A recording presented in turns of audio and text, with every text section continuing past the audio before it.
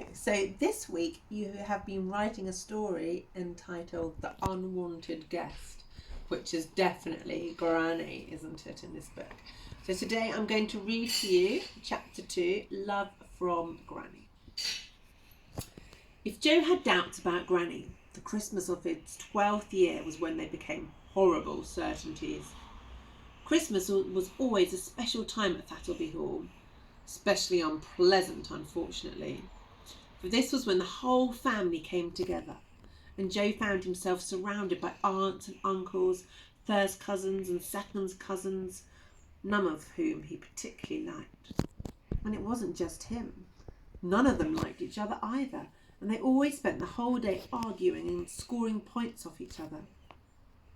One Christmas, they'd actually had a fight in the course of which Auntie Nita had broken Uncle David's nose.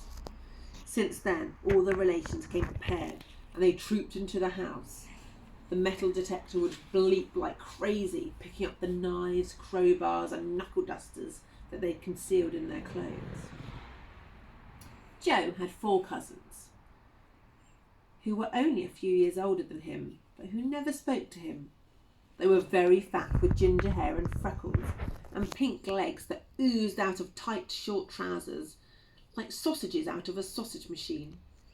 They were terribly spoiled, of course, and always very rude to Joe. This was one of the reasons he didn't like them. But the main one was that Joe realised that if his parents had their way, he would end up just like them. They were reflections of him in a nightmare, distorted mirror. But the star of Christmas Day was Granny. She was the head of the family and always came a day early on Christmas Eve to spend the night in the house. Joe would watch as the house was prepared for her coming. First, the central heating would be turned up. It would be turned up so high that by 11 o'clock all the plants had died and the windows were so steamed up that the outside world had disappeared. Then her favourite chair would be moved into her favourite place with 3 cushions, one for her back, one for her neck and one for her legs. A silver dish of chocolates would be placed on a table, carefully selected so only the soft centres remained. And a large photograph of her in a gold frame would be taken out of the cupboard under the stairs and placed in the middle of the mantelpiece. This had been happening every year for 12 years. But this year, Joe noticed other things too, and he was puzzled. First of all, Irma and Wolfgang were both in a bad mood.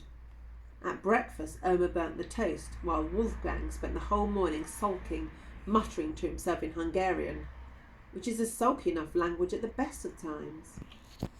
His parents were irritable too. Mrs. Warden bit her nails. Mr. Warden bit Mrs. Warden. By midday they had consumed an entire bottle of whiskey between them, including the glass.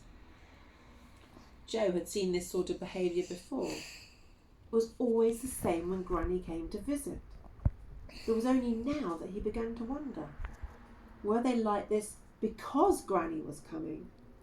Could it be that they didn't want to see her at all? It was 7 o'clock on the evening of Christmas Eve when Granny finally arrived. She had told Mr. Warden that she would be coming at lunch, and Wolfgang had been dutifully waiting at the door since then. When the taxi did finally draw up, the unfortunate man was so covered in snow that only his head was showing, and he was too cold to announce that she was there. It was a bad start. "I've been waiting out here for 10 minutes, Granny muttered, as Mrs. Warden opened the door after just 2. "Really, dear, you know this weather doesn't agree with me. I'm going to have to go to bed straight away, although goodness knows I won't sleep. This house is always far too cold." "What were you thinking of, Wolfgang?" Mrs. Warden sighed, gazing at the blue nose and forehead, which was just about all she could see of her faithful Hungarian servant. Granny stepped into the house, leaving her luggage on the drive where the taxi driver had dumped it. "A little brandy?" Mrs. Warden suggested. "A large one." Granny stood in the hallway, waiting for someone to help her off with her coat, and at the same time examining her surroundings with a critical eye. Mr. Warden had recently bought a new Picasso of what she was very proud of. It hung by the door, and she noticed it now. "I don't think very much of that, dear. Too many squiggles, and it doesn't go with the wallpaper." "But, Mummy, it's a Picasso." "A piano? Don't be ridiculous. Doesn't look anything like a piano." Granny could be deaf when she wanted to. At other times you could hear a pin drop half a mile away. She moved towards the living room, then suddenly stopped and pointed. "But I like that very much," she said. "How original! What a lovely colour." "But, Mummy, that's not a painting, that's a damp patch." Joe had watched all this from the first floor landing, but hearing Mrs. Jinks opening a door behind him, he realised he had to show himself. Quickly he stood up and went down the stairs. "Hello, James," Granny cooed. "You've put on a lot of weight." "My name's Joe, not James," Joe said. He was sensitive about his name and his weight. "No, it's not. It's Jordan," his mother said. "Really, Jordan. Joe is so common." "Jordan? That's what I said," Granny interjected. "Haven't you grown, Jordan? What a big boy you are. What a big boy."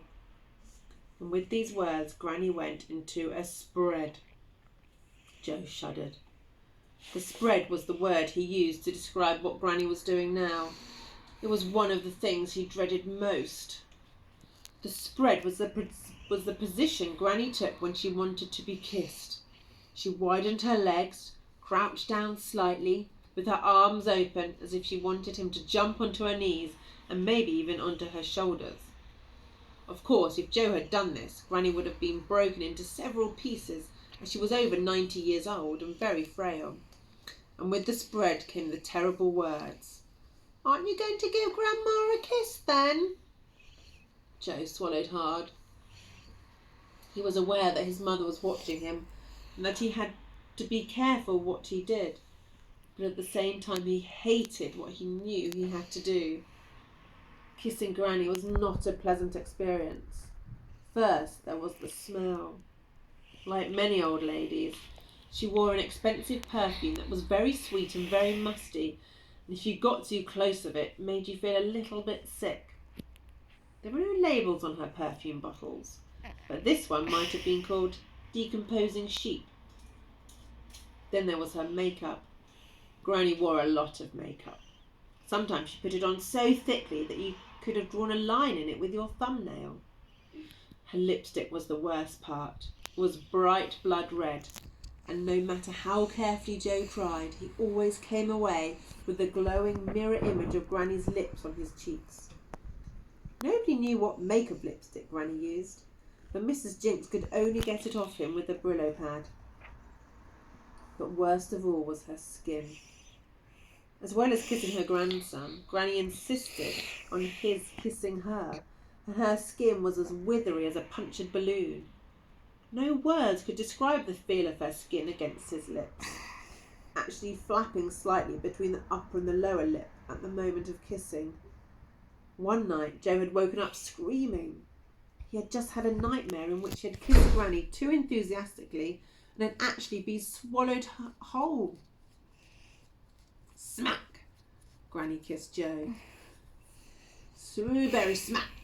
Joe kissed Granny. Then with a satisfied smile, she continued into the living room. Outside, Irma was pouring hot water over Wolfgang to thaw him out so he could carry in the cases. Mr. Warden was nowhere to be seen. This was something else that had puzzled Joe.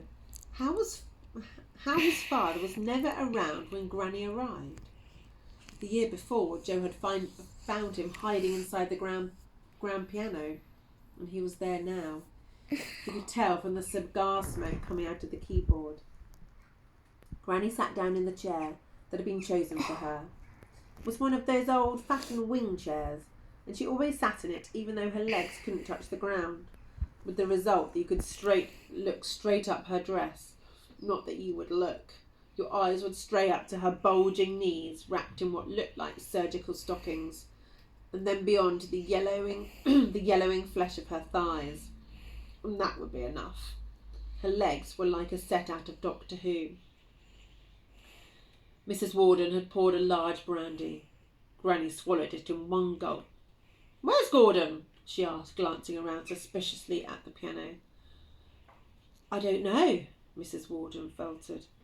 "I can see him, Maud, darling. I'm not blind, you know." Mr. Ward came out of the piano, hitting his head on the lid with an echoing thud. "I was tuning it," he explained. "I'll have another brandy, please, dear. And do you have anything other than this cooking brandy?" "Cooking brandy?" Mr. Warden exploded. "That's Remy Martin, from Harrods." "And I'm sure the Arabs love it," Granny replied, either mishearing him or pretending to. "But it burns my throat." Nobody slept well that night. The trouble was, Granny was a terrible snorer. At dinner she had complained of a touch of indigestion and an upset stomach after having been kept waiting in the cold, and so she was only able to manage 3 portions of lamb stew, 2 portions of lemon mousse, and half a bottle of wine. Finally, she trotted off to bed, and 10 minutes later her snores were resounding through the house. Even in the vast surroundings of Thattleby Hall there was no escaping it. Joe went to sleep with his head buried under 5 pillows. Mrs. Warden finally managed to drop off after squeezing a wax candle into each ear. Mr. Warden didn't sleep at all. In the morning there were huge bags under his eyes, and even huger ones on the bedroom floor, which he was busily packing. It took Mrs. Warden half an hour and a fountain of tears to persuade him not to move into a hotel. But it was Christmas Day.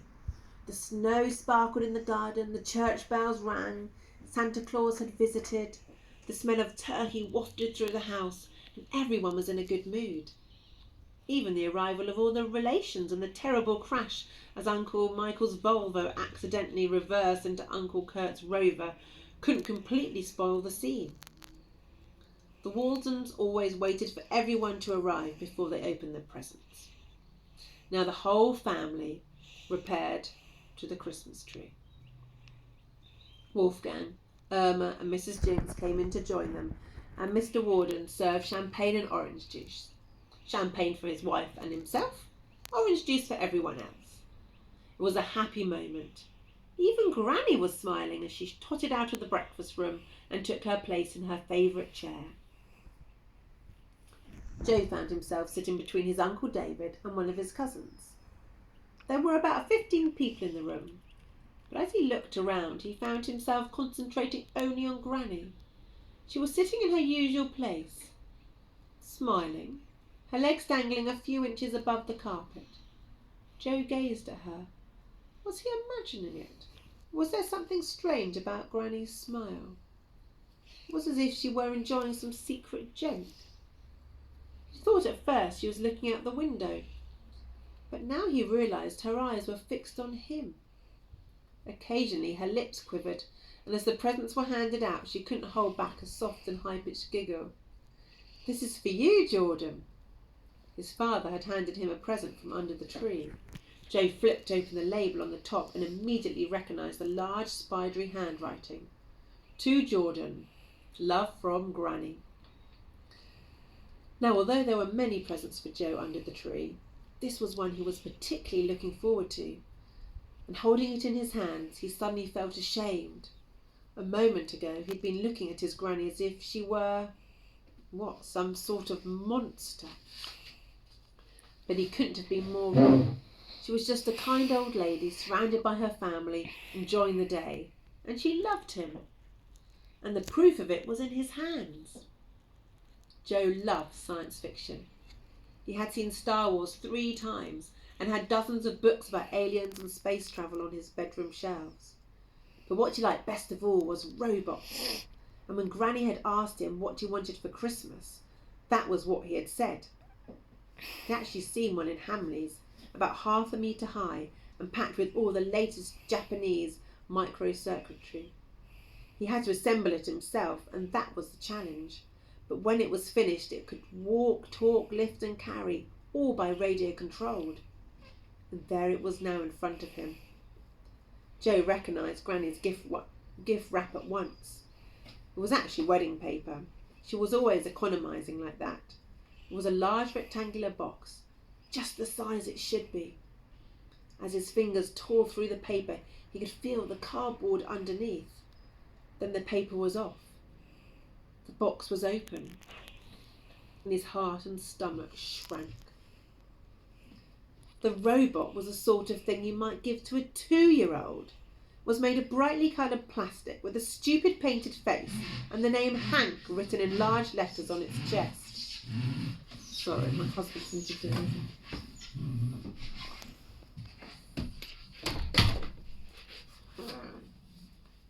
With Hank written in large letters on its chest. Radio controlled. It had a key sticking out of its back. Wind it up and it would stagger a few inches across the carpet and fall over, whirring and kicking its legs uselessly. Joe suddenly realised that everyone was looking at him. His aunts and uncles, Wolfgang, Irma, Mrs. Jinks. His 4 cousins were nudging each other and sniggering. They were all thinking the same thing. A baby toy. What a baby! Do you like it, dear? He heard his granny's voice and looked up. And that was when he finally knew.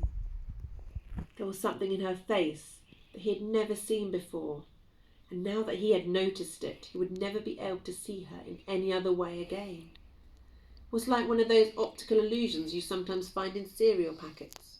You look at a picture one way, but then you suddenly notice something different, and you can never see it again the same way. He was right. She had done it on purpose. She knew exactly what he wanted, and she'd gone out and deliberately chosen this baby toy to humiliate him in front of the entire family.